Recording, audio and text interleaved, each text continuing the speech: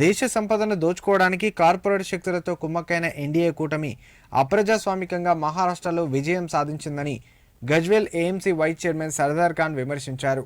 సిద్దిపేట జిల్లా గజ్వేల్ పట్టణంలోని అంబేద్కర్ చౌరస్తా వద్ద జార్ఖండ్లో కాంగ్రెస్ పార్టీ, వాయనాడ్లో ప్రియాంక గాంధీ విజయం సాధించడం పట్ల హర్షం వ్యక్తం చేస్తూ సీట్లు పంచి సంబరాలు నిర్వహించారు. ఈ సందర్భంగా సర్దార్ ఖాన్ మాట్లాడుతూ అధికారాన్ని అడ్డుపెట్టుకుని దేశంలోని కార్పొరేట్ సంస్థలకు కొమ్ము కాసేందుకు అవినీతి పరులంతా ఏకమై మహారాష్ట్రలో రాజకీయ చక్రం తిప్పారన్నారు.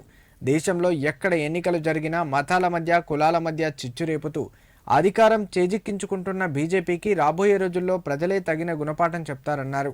అలాగే అవినీతి రహిత పాలన కోసం ఎదురుచూస్తున్న దేశ ప్రజలు త్యాగాల కుటుంబం నుంచి వచ్చిన ప్రియాంకకు వాయనాడ్లో అఖండ విజయాన్ని అందించారని వారికి గజ్వేల్ కాంగ్రెస్ పార్టీ తరపున కృతజ్ఞతలు తెలిపారు.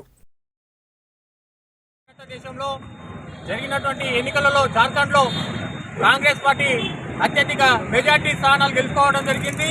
అలాగే మా ప్రియతమ నాయకురాలు తెలంగాణ తల్లి సోనియా గాంధీ గారి కూతురు ప్రియాంక గాంధీ గారు ఈరోజు వయనాడ్ నుండి భారీ మెజార్టీతో ఎంపీగా మొట్టమొదటిసారి పార్లమెంట్లో అడుగుపెట్టబోతున్నందుకు మేము ప్రియాంక గాంధీ గారికి శుభాకాంక్షలు తెలియజేస్తూ ఈరోజు ప్రజాస్వామ్యంలో ఈరోజు కాంగ్రెస్ పార్టీ అనేది ఒక కీలకమైన పాత్ర పోషిస్తుంది.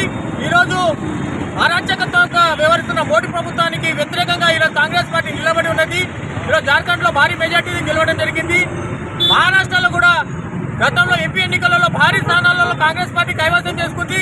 కానీ ఈరోజు మేధావులు, రాజకీయవేత్తలు ఆలోచించాల్సిన అవసరం ఉంది. ఈరోజు కాంగ్రెస్ ఓటమి కారణం ఏందో.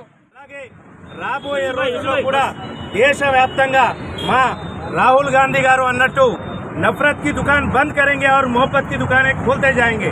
ఈరోజు జార్ఖండ్లో కూడా మా రాహుల్ గాంధీ గారు అన్నట్టు మొహబ్బత్ కి దుకాన్ మేము ఈరోజు తెరవడం జరిగింది. రాబోయే రోజుల్లో ఈ విద్వేషాలను రెచ్చగొట్టి ప్రజల మధ్య చిచ్చు పెట్టి ఈరోజు భారత దేశాన్ని అల్లకల్లోలంగా మార్చే విధంగా కుట్రలు చేస్తున్న బీజేపీ పార్టీకి ఇది తగిన బుద్ధి చెప్పే విధంగా ఈరోజు ప్రజలు తీర్పిచ్చారు.